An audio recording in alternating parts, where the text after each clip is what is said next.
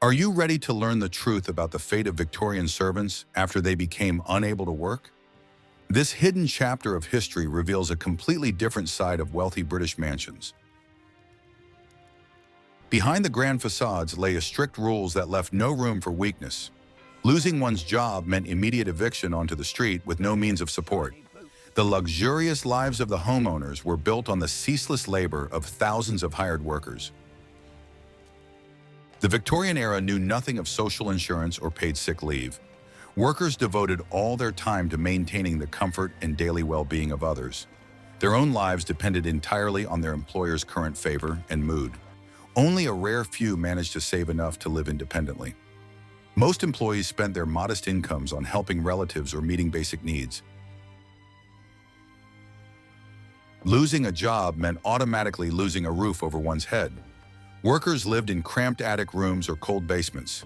Eviction onto the street happened swiftly and without lengthy deliberation on the part of the landlords. Yesterday's valets and maids found themselves facing the utter uncertainty of the big city. Watch the video to the end, and you'll learn how the simple loss of a job permanently closed the door to a normal future.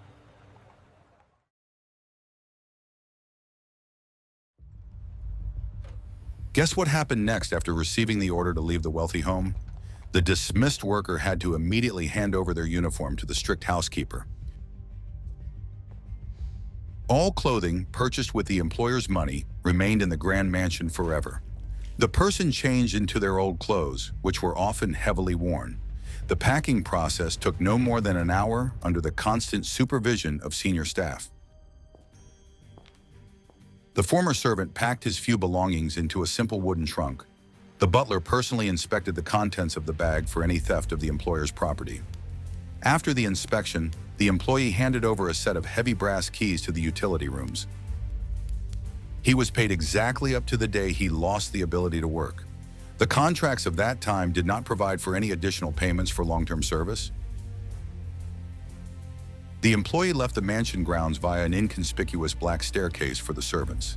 This exit led to a narrow alley, hidden from the eyes of the house's owners.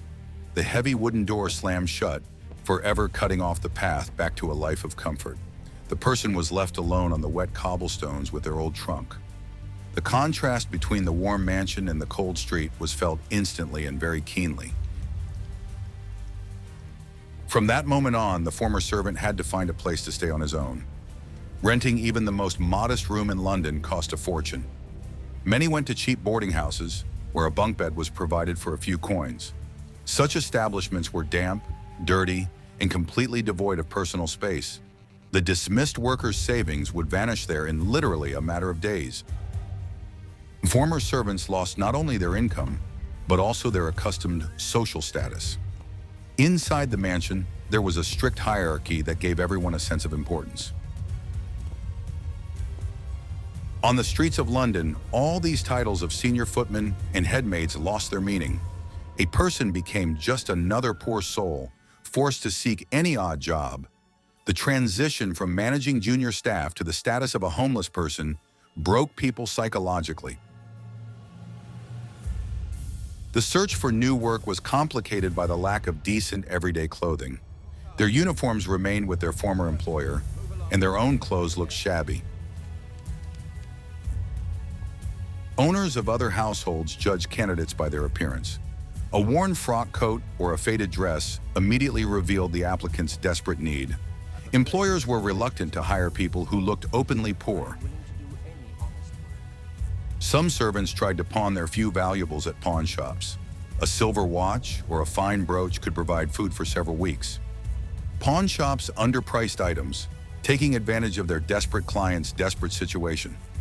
It was almost never possible to redeem the items due to a lack of steady income. People gradually parted with everything they had accumulated over long years of labor. Friends and former co-workers were rarely able to offer substantial help. Servants were not allowed to bring strangers into the master's house, even for a moment. Contact with fellow workers who had been laid off occurred only during the rare hours of leave. There was no one to borrow money from, since everyone received equally little. The person found themselves completely isolated from their usual social circle. The rapid descent to the bottom of society took place in literally just 1 month. Without regular meals and in cold boarding houses, their physical condition deteriorated even faster. Laid-off workers quickly lost the presentable appearance required for the service industry. The chances of returning to wealthy households dwindled with each passing day. I'd love to hear your perspective. What do you think about this system of letting workers go? Share your thoughts in the comments and subscribe to the channel.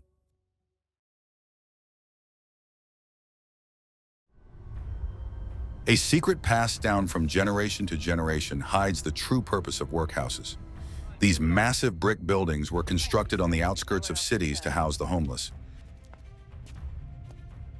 The state deliberately created the harshest possible conditions for permanent residents there. This was done to discourage citizens from seeking free lodging. Former servants were sent there only in cases of extreme necessity. Upon entering the workhouse, a person was stripped of all personal belongings. They were issued a coarse, standard uniform, identical for all residents of the facility. Men and women were immediately separated into different wings of the vast, cold building. Families were torn apart, and people could go months without seeing each other, even while living under the same roof.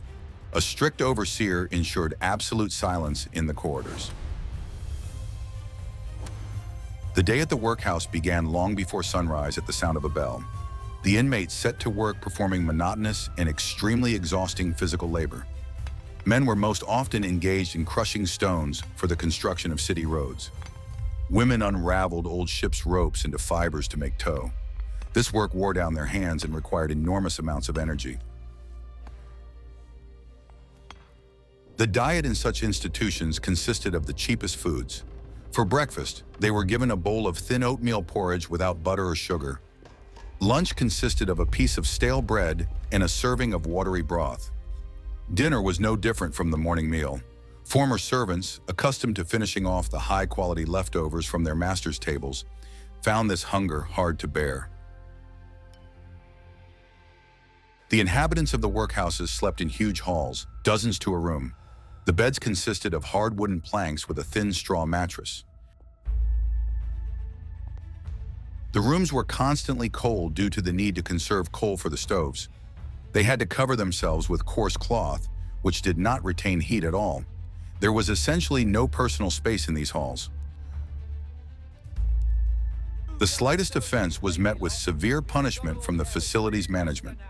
Violators were deprived of their already meager rations for several days. Talking during work could get you locked up in a cold punishment cell. The guards held absolute power over the people trapped in the system. There was absolutely no one to complain to about injustice, and doing so was completely pointless. Leaving the workhouse was permitted at any time of one's own volition. However, returning to the streets without money or work was pointless. People remained within those brick walls out of sheer desperation. Many spent years there, performing hard labor for a bowl of porridge. The system broke their will, turning them into silent, obedient workers. Former servants of wealthy mansions found this fall particularly hard to bear. Not long ago, they had been polishing crystal in the luxurious halls of London's Mayfair. Now they sat on the cold floor, sorting through dirty ropes. The contrast between their past and present lives weighed on them more heavily than physical hunger. The pride of a professional footman quickly dissolved in the harsh routine. Workhouses became a symbol of social despair in Victorian England. No one wanted to end up behind their high brick walls. People would take any job rather than ask the state for help. Fear of these institutions forced servants to endure the most appalling working conditions.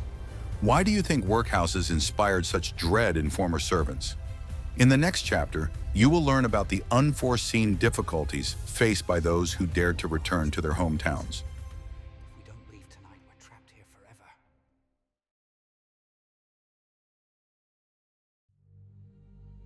What if everything you were taught became obsolete in an instant?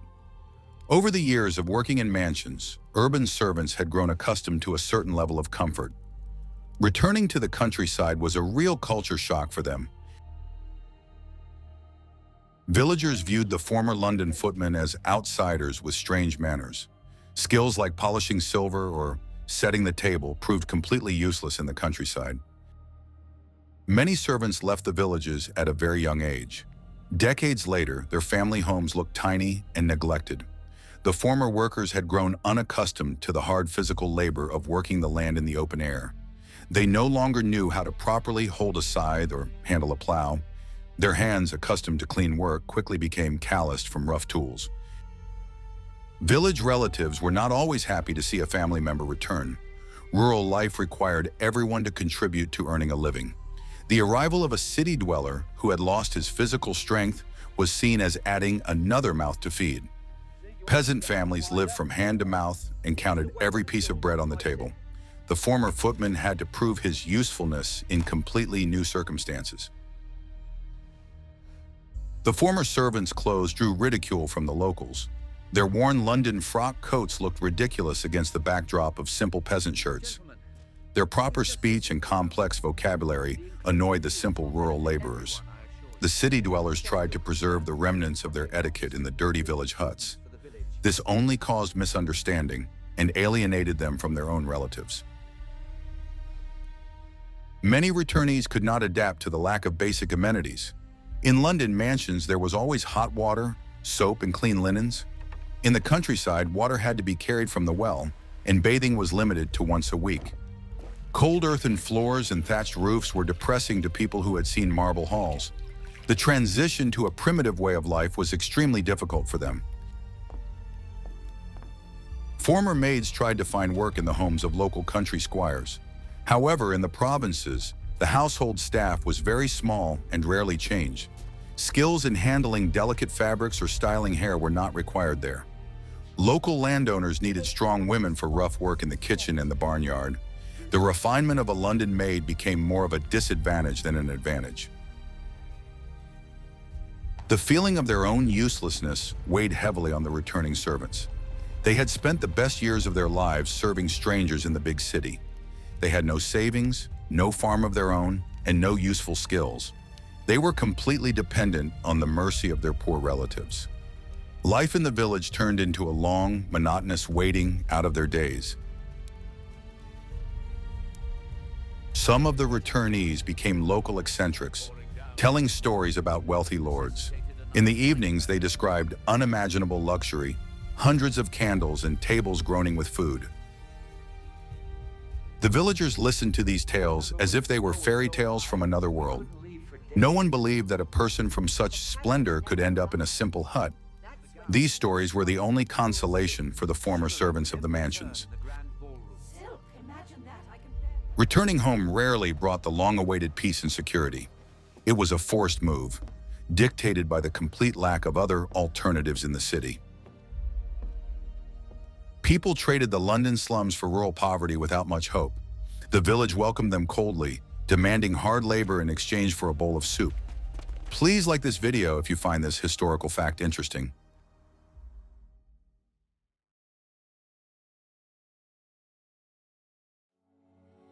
I discovered this by chance while studying old records of London housekeepers. Servants did their utmost to hide their physical weakness from their employers. They continued to carry huge buckets of coal up steep staircases. Women washed thick carpets and linen sheets in icy water without a single complaint. The fear of being out on the street forced people to completely ignore their fatigue. The workday began at 5 in the morning and ended well past midnight. People were on their feet for 16 hours straight without the right to sit down.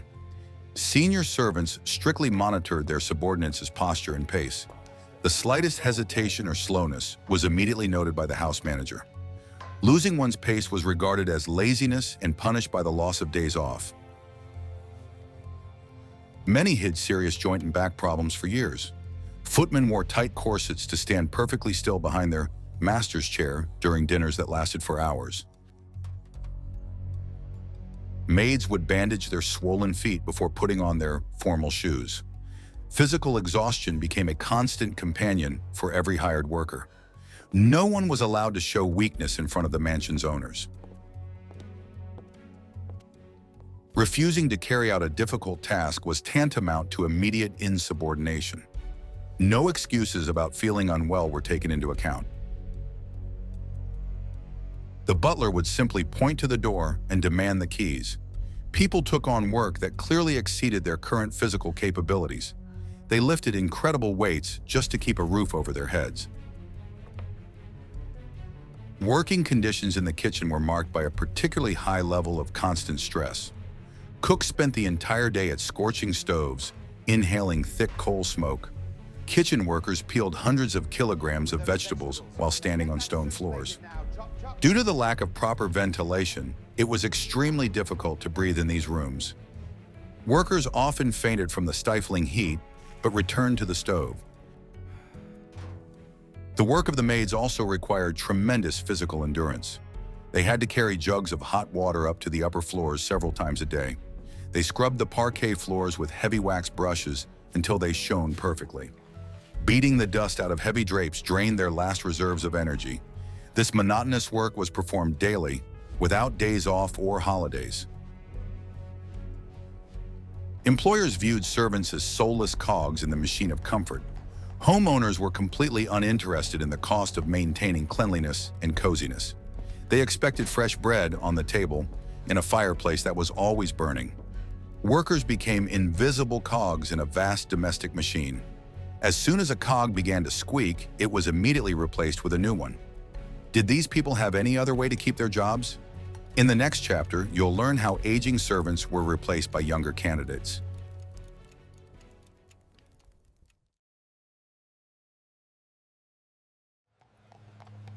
The owners of wealthy homes always preferred to see only young faces around them.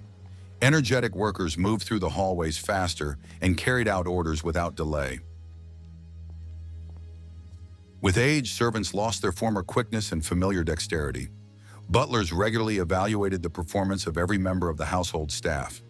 A slowing pace of work was the first sign of impending dismissal. Aging footmen were often transferred to less visible positions in the house. They were sent from the grand halls to work in dark storerooms or the kitchen. This was accompanied by a significant reduction in pay and a loss of status. The employee understood that his time in this house was inexorably coming to an end. Such a demotion was the last chance to remain under a warm roof. Young candidates for positions arrived from the villages by the hundreds every month. They were willing to work for less money and possessed boundless energy. Butlers eagerly hired fresh workers, quickly getting rid of the older ones. Competition among the servants was fierce at every level of the hierarchy. Experienced servants hated the newcomers, seeing them as a direct threat to their livelihoods. For an aging maid, the arrival of young assistants was a veritable death sentence. The masters wanted to see neat and quick girls setting the table. Age-related changes in the workers' appearance irritated the wealthy ladies. Experience and loyalty to the household no longer mattered. The visual appeal of the servants was considered an important element of the mansion's prestige. Many servants tried to hide their age using various tricks. Women covered their gray hair with soot or cheap concoctions from the pharmacy. Men tried to stand up straight, overcoming severe back pain. These attempts rarely fooled the experienced eye of the house manager or housekeeper. Sooner or later, the truth would come out, and a dismissal order would follow. Aging servants tried to find work in the homes of less distinguished townspeople. Small merchants or officials were eager to hire experienced servants from the mansions of the wealthy. However, the pay there was a pittance, and the workload was often even heavier. The servant would be the only worker in the house and would perform every possible duty. This ultimately undermined the health of the elderly. Gradually, even the most patient workers became completely unfit for labor. Their hands could no longer hold heavy trays of dishes. They climbed the stairs slowly, causing the new owners to grow dissatisfied. At that point, they were permanently dismissed with no chance of finding a new job. The aging person found themselves alone on the streets of a vast and indifferent city.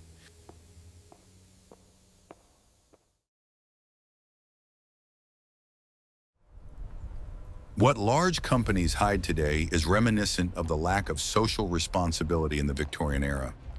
Finding themselves on the street, former workers often headed to the doors of the nearest parishes. Clergy organized distribution points for free soup for all Londoners in need. Parish committees collected old clothes from parishioners to distribute to the poor. This was the only place that did not require letters of recommendation to receive assistance. In the morning, long lines of homeless people formed outside the churches. Former servants stood in the crowd alongside street vagrants and ruined artisans. They received a bowl of thin soup and a small piece of the cheapest bread.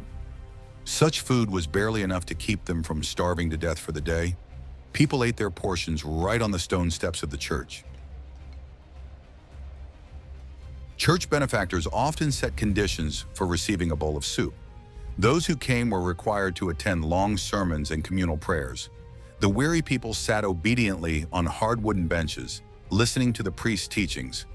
Only after the service ended did the dining hall doors open to everyone gathered there. Religion became a strict prerequisite for basic daily sustenance. Some parishes organized temporary shelters for those who had nowhere else to go. The facilities opened late in the evening and closed early in the morning. People slept on the floor covered with old newspapers or a thin layer of straw. They had to cover themselves with their own coats or donated, tattered blankets. Even such harsh conditions were considered a huge stroke of luck during the cold season.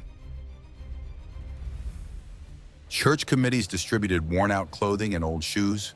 Former employees could find warmer clothes for spending the night on the street. Shoes were the most valuable item, as hours of wandering through the city quickly wore out the soles. The benefactors strictly ensured that the items went to those most in need. Receiving a pair of sturdy boots was considered a true miracle.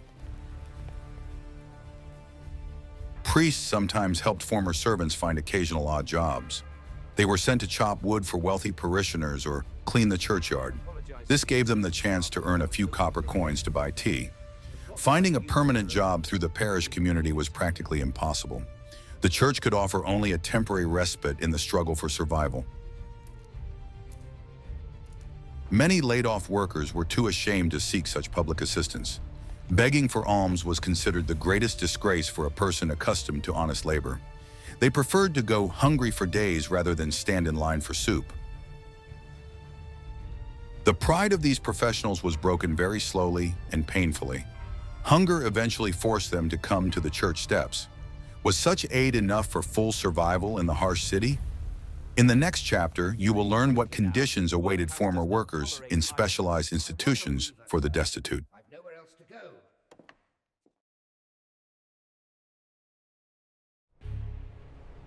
Institutions for the poor were gloomy buildings with long stone corridors.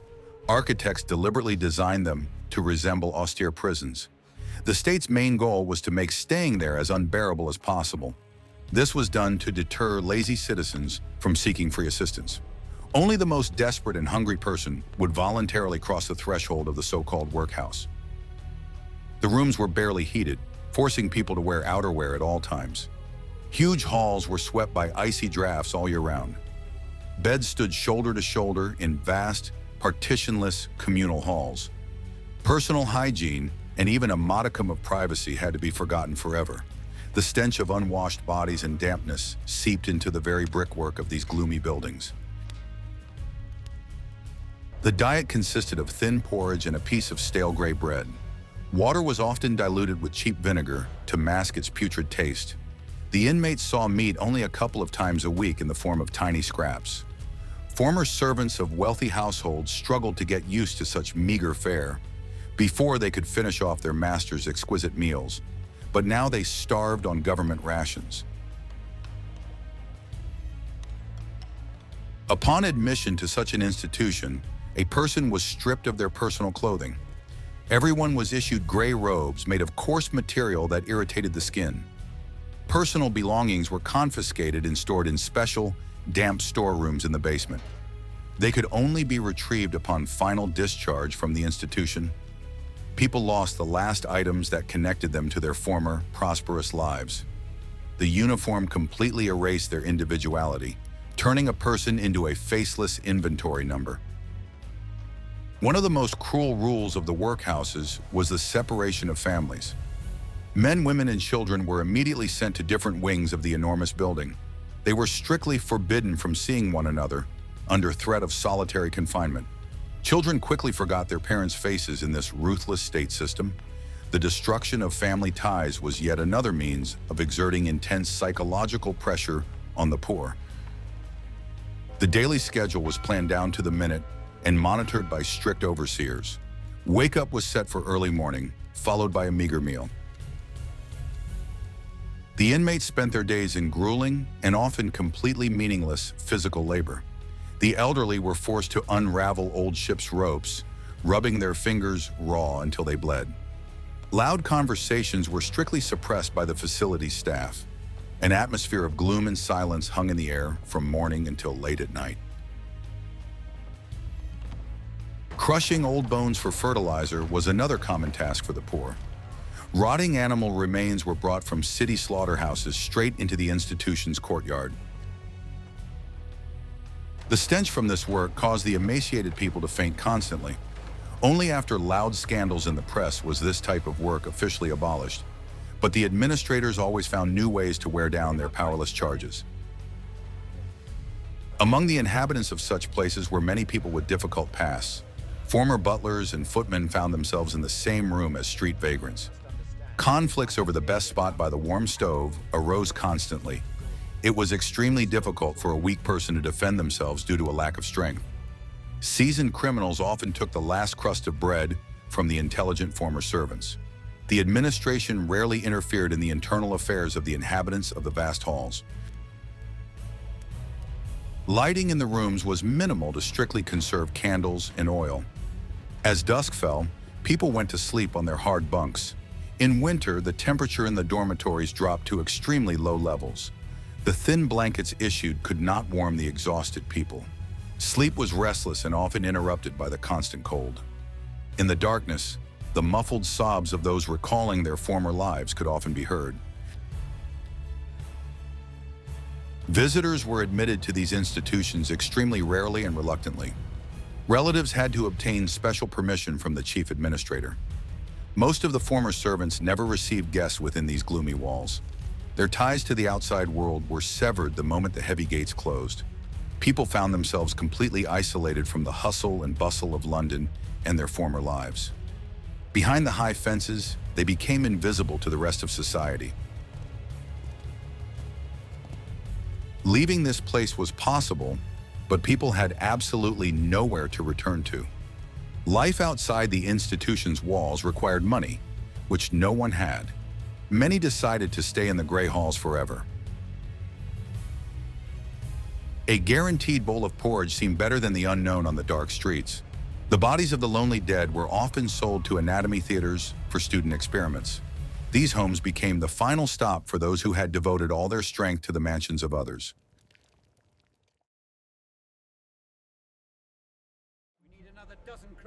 Many laid-off workers tried to make a living by selling small goods.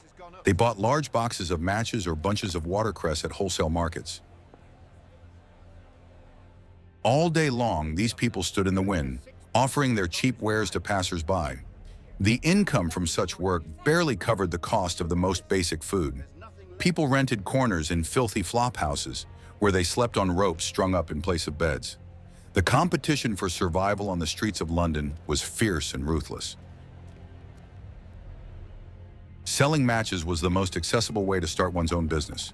It required minimal startup capital and a simple cardboard box. Competition on the streets was fierce. Every intersection was occupied by a vendor. Passers-by rarely paid attention to elderly people with outstretched hands. Earning a few pennies a day was considered incredible luck. Often, the merchandise would get damp in the London rain and result in nothing but losses. Some former maids tried to sell buttons, ribbons, or cheap pins. They wore trays around their necks, walking for miles through the streets of London. Rain and fog quickly ruined the merchandise, rendering it completely unsellable. The women stood for hours outside the very mansions where they had once served. Their former employers walked past, barely recognizing the faces of their dismissed servants. The aristocratic women's luxurious dresses now splashed mud on those who had once diligently ironed them. Street vending required stamina and the ability to loudly advertise one's wares. For former servants who had been taught to speak quietly and unobtrusively, this was a real ordeal. They did not know how to shout and beckon customers, as experienced vendors did. Their modesty and proper manners hindered their survival in the harsh street environment.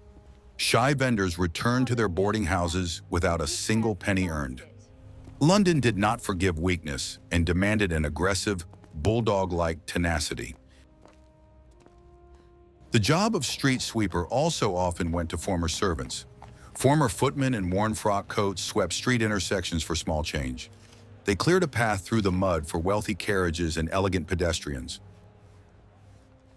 For this work, passers-by tossed small coins directly into the mud. A former footman, accustomed to impeccable cleanliness, stood knee-deep in London slush all day. This job was considered one of the lowest rungs of the street hierarchy. The most desperate became rag pickers and coal scavengers on the banks of the Thames. They waded knee-deep in toxic river silt during low tide. The trash they found was then sold to junk dealers for mere pennies. This work brought terrible diseases due to constant contact with sewage. The perfectly clean hands of former maids were forever covered with non-healing sores. In winter, the situation on the streets became truly catastrophic and deadly. Thick yellow smog from coal stoves blanketed the city like a dense, poisonous blanket. Breathing this air was painful, especially for emaciated elderly people. Vendors stood in the cold for 14 hours a day just to earn a crust of bread. They had no warm shoes, and severe frostbite became a common occurrence. The police regularly chased away street vendors, demanding special licenses to work. Former servants had no money to obtain such permits. Constables confiscated goods and drove people away from profitable spots.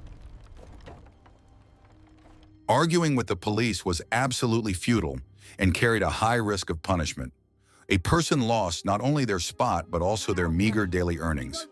The justice system of that time always protected only those who could pay for it.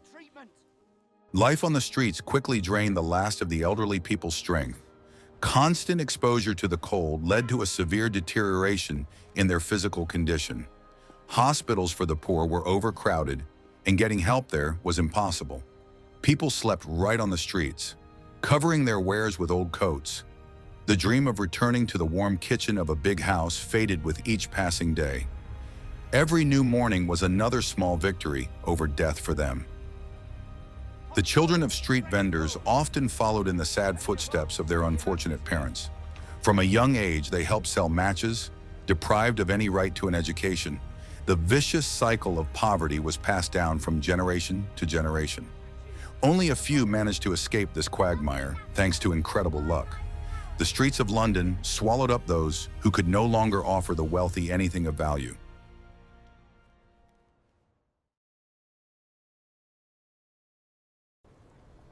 Women who had been laid off often sought refuge in the homes of their adult brothers or sisters. Such forced moves were rarely met with joyful reunions and warm embraces. London working-class families were barely making ends meet themselves in their cramped apartments.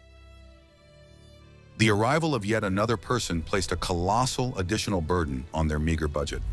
A former maid immediately became a free domestic helper for her relatives. Blood ties offered no guarantee of mercy in the harsh conditions of urban poverty. In the homes of the poor, there was no room to set aside a separate room for a guest. Dismissed workers had to sleep in the kitchen near the cooling stove. They shared the cramped space with other members of the large working-class family.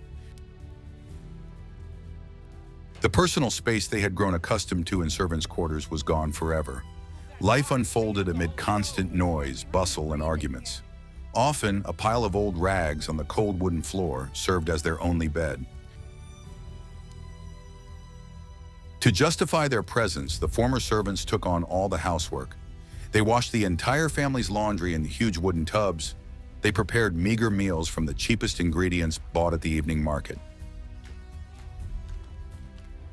Their experience working in wealthy households helped them maintain spotless cleanliness in the otherwise poor apartment. However, they did not receive a single penny for this hard labor. All their energy went into simply earning the right to sleep under a roof. Relatives often reproached the former servants for their inability to keep their jobs. They were scolded for every piece of bread eaten and every cup of tea drunk. The atmosphere in the house became tense due to the constant lack of money. The former maids felt like a burden and tried to be as inconspicuous as possible. They listened silently to the reproaches, knowing they had nowhere else to go. Any conflict could end in immediate expulsion onto the dirty streets of London. Some women tried to take on laundry work at home to earn a little money. They washed the shirts of clerks and minor officials, receiving mere pennies for it. This allowed them to make their modest financial contribution to the family budget. Their hands cracked and became severely rough from constant work in soapy water.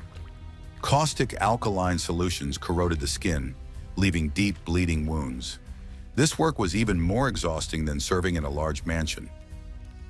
Another popular way to earn money was sewing by candlelight at night. Former maids mended their neighbors' old clothes or sewed simple dresses to order. Their eyesight rapidly deteriorated due to the dim light of cheap tallow candles. They managed to sleep only a few hours at a time, in fits and starts, between endless household chores.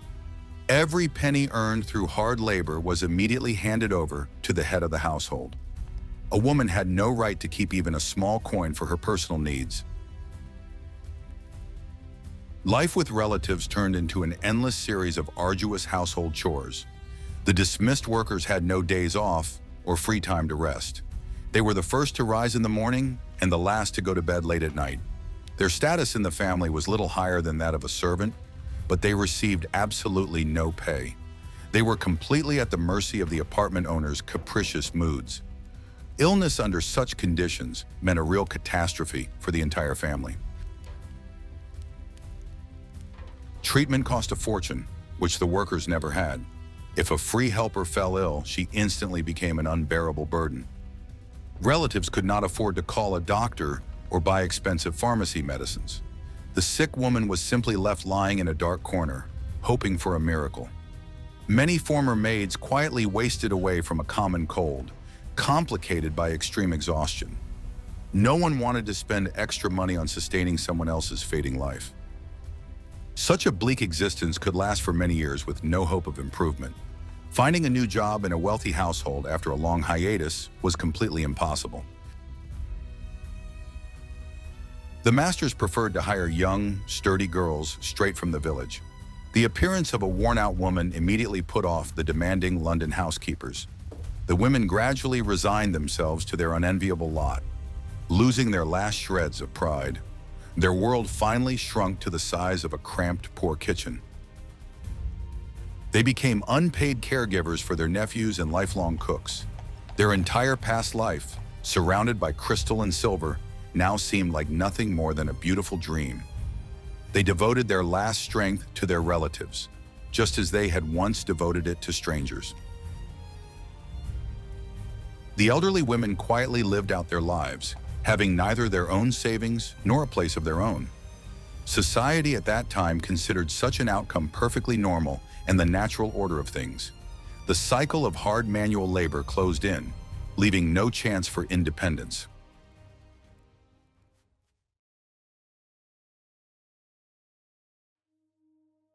A letter of recommendation was the most important document in the life of any Victorian servant. This small sheet of thick paper, signed by the employer, opened doors to new homes. Dismissal due to frailty or illness often occurred without the issuance of such an important document. Mansion owners simply did not want to take responsibility for the physical condition of a dismissed employee. They protected their reputation and did not recommend sick people to other lords. Without a document bearing a wax seal, finding a good position was absolutely impossible. The law always sided exclusively with the wealthy employer. The master was under no obligation to provide a reference for a servant leaving his household. He could refuse to give a recommendation simply because he was in a bad mood or out of personal animosity. No court could force an aristocrat to write a few kind words about a former footman. This complete legal impunity gave the lords incredible power over the fates of ordinary people. The worker was utterly powerless in the face of a wealthy employer. Employers carefully scrutinized every letter of recommendation before hiring a new person. They could send a messenger to the previous employer's home to verify the document's authenticity. Any doubts were interpreted exclusively against the job applicant. If no letter was provided, the person was automatically considered a highly unreliable candidate. The wealthy suspected such individuals of theft, drunkenness, or insolent behavior at their previous place of employment. Butlers would simply show them the door without further questions or lengthy inquiries. Servants dismissed without references, out of desperation, tried to forge this important document. In the dark streets of London, there was a whole underground market for services to create fake letters. Professional street calligraphers skillfully forged the signatures of famous lords and ladies for a modest fee. They used letterhead and carefully copied the noble style of writing. It was a huge risk that people took to save themselves from starvation. However, not every desperate pauper managed to cheat the system. Experienced housekeepers and stewards quickly recognized the deception by the style of writing and the quality of the paper. The aristocratic circle was small, and the lords often knew each other's handwriting. The discovery of a forgery led to the immediate summoning of a city constable to the mansion. Using a forgery could easily land one in a police station. Forgery of documents was considered a serious crime in Victorian England. The punishment for this was often months of hard labor in a damp prison. The absence of an honest letter meant doors firmly shut to all respectable homes in London. A man could not find work as a footman, a butler, or even the humblest cook. An entire career spanning decades was ruthlessly erased by the absence of a single sheet of paper. Experience, impeccable manners, and valuable skills carried no weight without written confirmation. None of the wealthy were willing to take a former servant's word for it. A servant instantly became a man without a past and without hope for a bright future. Because of this constant fear, people served until they were physically unable to stand on their own 2 feet. They endured any humiliation just to be guaranteed the coveted letter upon dismissal. Employers were well aware of this immense dependence and often abused their power. They could threaten to withhold recommendations for the slightest offense or the slightest dissatisfaction. Employees lived in a constant state of nervous tension, panicking at the thought of losing this document. Fear bound their wills more tightly than any iron chains. It was not uncommon for employers to use the threat of withholding the letter to withhold wages. They might go years without paying a maid, promising instead to write a glowing reference later. The girls were afraid to demand their honestly earned money, fearing the lady's wrath. This blackmail was a widespread practice, even in the most respected aristocratic families. Complaining to the police about unpaid wages was useless and extremely dangerous for the worker herself. Justice for domestic staff simply did not exist in those days. The household to which a person had devoted the best years of their life could shut its doors forever. Servants who had literally raised their employer's children found themselves on the street without a single word of thanks. An elderly nanny could be shown the door simply because the children had grown up. All her years of devotion and sincere loyalty were nullified by the cold calculations of the housekeepers. Wealthy families felt no sentimental attachment to their staff. A worker was viewed solely as a useful but easily replaceable tool. Victorian society did not forgive weakness and cared absolutely nothing for those who showed it. The machine of capitalism demanded healthy, strong, and utterly submissive workers. As soon as a cog broke, it was ruthlessly thrown onto a London rubbish heap.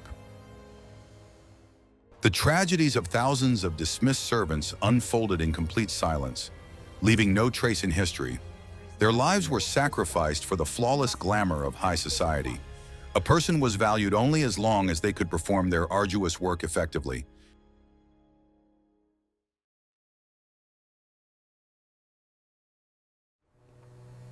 Without references, former servants joined the ranks of street vendors and workhouse residents. They faded into the crowd of the poor, having forgotten about crystal, silver, and refined manners. The harsh system left them on the outside looking in at the luxurious life they themselves had created.